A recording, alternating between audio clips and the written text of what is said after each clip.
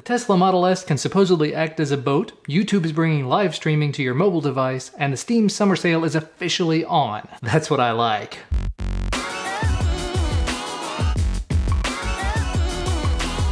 Hello and welcome back to this weekly series that I love to do where I talk about all the things that I found on the internet that's related to tech and science and drones and games and VR and whatever else that I like. Now first up, coming straight out of left field, as I mentioned in the intro there, Elon Musk came on Twitter the other day and retweeted a video that someone posted where they showed themselves driving through a flooded tunnel in their Tesla Model S and not having any problems. And while Elon did not offer a glowing recommendation to do this, obviously do not do this, he said that the Model S floats well enough to turn it into a boat for a short period of time, and you can actually get thrust from the wheel rotation. The video over on CNET that I'm going to link to actually explains it a little bit there, but it's all enclosed electric engines, there's no sort of fire involved in anything, so there's nothing that water's going to damage. That is very, very cool. Moving right along, the OnePlus 3 has only been out for a short amount of time now. I've only had mine like a week and a half or something, and they're already working on some updates to it. There have been a few complaints, specifically people complaining about the screen and about the RAM management, and apparently the screen is not properly sRGB optimized and calibrated. I'm not big into color and color correction and whatnot, so I didn't notice myself. I think the screen looks pretty decent for a 1080p 5.5-inch display, but there are a lot of people out there that are very much sticklers for color, and apparently there is an update that's already started rolling out to reviewer units, which I do not have, that addresses that by adding in that sRGB mode as well as adding in the ability to utilize more of the RAM. Something about the default keeps 20 items in RAM, and now it keeps up to 32, but it can go even higher than that, so potentially there will be even more done down the road. I've seen a lot of people posting on Twitter, if you want to get the full use of your phone, you have to run these things and do that, and you have to... I'm not doing any of that. But if you do have the OnePlus 3, be on the lookout for the update, and maybe check out some of the optimizations you can do. There's a lot of stuff over on XDA about it, about how you can increase that process limit from 20 to like 48, and get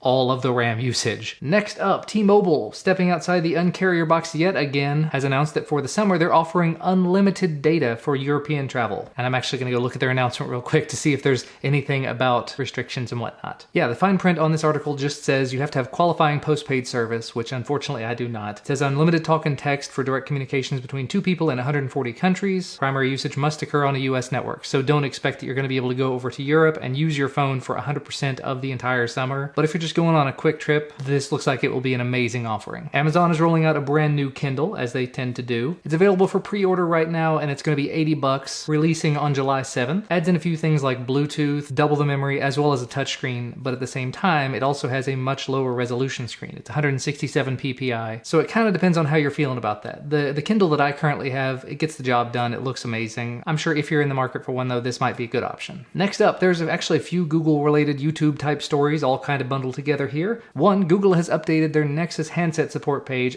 adding in some new devices and when they're not going to be supported any longer. Specifically, the Nexus 5X and 6P are going to lose full support from Android September 2017. Can't say that's entirely unexpected. That's kind of the way they do things. You release a device, a couple years later it's no longer supported because the hardware is dated and there's new stuff to come. That doesn't mean the device is going to just stop working though, so don't just immediately throw it out. Still have the Nexus 5X here, it's still a great device, but just keep in mind, official support for it is going to end September 2017. Google has also updated Android TV, adding in the ability to search for Netflix titles. Something that definitely needed to happen from day one and for some reason did not, because basically all you can search for are things on YouTube, Hulu, and the Play Store, and Netflix is a big thing for a lot of people, so big thumbs up there. Better late than never. And also, very pertinent to somebody like myself, it was announced at VidCon this week, which, speaking of which, crap, I'm missing VidCon right now, but YouTube is adding in the ability to live stream directly from the mobile app on your device. And the way they say it, it's going to be baked right into the YouTube mobile app itself. Right now, there's a big old red upload button. They say there's also going to be a big old go live button. You won't need to open anything else, just hit the big red capture button right there in the corner. Maybe it's going to be in the same place as the upload button on the device. You can take or select a photo to use as a thumbnail, you can broadcast live to your fans, and chat near real time. With other live streaming platforms on the rise, YouTube definitely had to do something like this, or they were very quickly going to become irrelevant. Between Periscope and Facebook Live, Twitch, and whatever else you want to live stream on, mobile is definitely something you have to support. And actually, speaking of VidCon, the Samsung Gear 360 is now officially available on sale here in the US for $350, as long as you're going to be at VidCon. which I'm not. They say there will be more general availability later in the year, but not for the moment. From quite a few people that I've seen that are going to VidCon, or I guess are at VidCon right now, a lot of them have mentioned the Samsung Gear 360 and how they were having an event surrounding it there. So it is not surprising in the slightest that they now have it for sale there. It's just kind of a bummer for somebody that couldn't make it to it because family and job and other responsibilities and whatnot, but I'm not salty. So if you happen to be at VidCon, $350, grab yourself a Gear 360. And in a little bit of VR news, Oculus has turned things around. There was an announcement not too long ago about them adding in DRM to check to make sure you were wearing an official Oculus headset,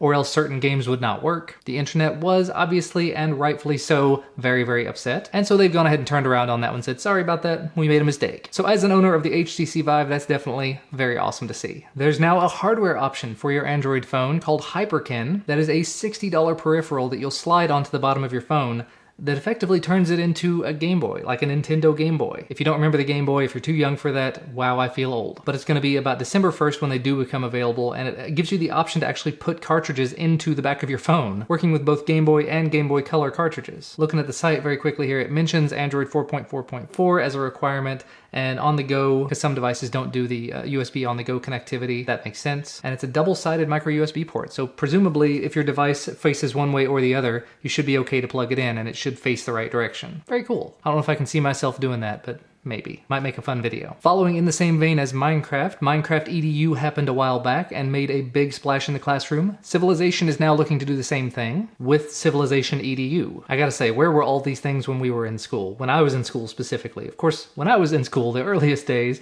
way back in my day, we were playing on like an Apple IIe with the black screen with the green text and the playing Snake and Driver and whatever else. Wow, that was long ago. But seeing that these are the kind of things that kids are gonna be able to do in schools, my kids are absolutely gonna love this. And actually, the Civilization franchise in and of itself will probably be great for promoting historical learning. So I'm looking forward to that. My kid has already come home and started telling me about Minecraft EDU stuff, and he's 7. So I can foresee in the next few years, he's gonna come home and start telling me about how he destroyed the Egyptians or fought the Huns or whatever else, and start telling me history lessons to go along with certain things like that, which is very cool. And to go ahead and wrap things up, because I've been going on for entirely too long, the Steam Summer Sale has officially started. Looks like there's deals on things like Doom and Fallout 4 and Call of Duty. I also saw a separate article that I can't find at the moment about how there's a bunch of VR games on sale with this, so I'm actually going to go look and see if I can find some of those, see if there's any really good deals out there, because I haven't really monetarily invested in VR other than buying the headset yet. And that is going to wrap things up for today. Make sure to check out the Steam Summer Sale, and links to everything that I talked about can be found down in the description.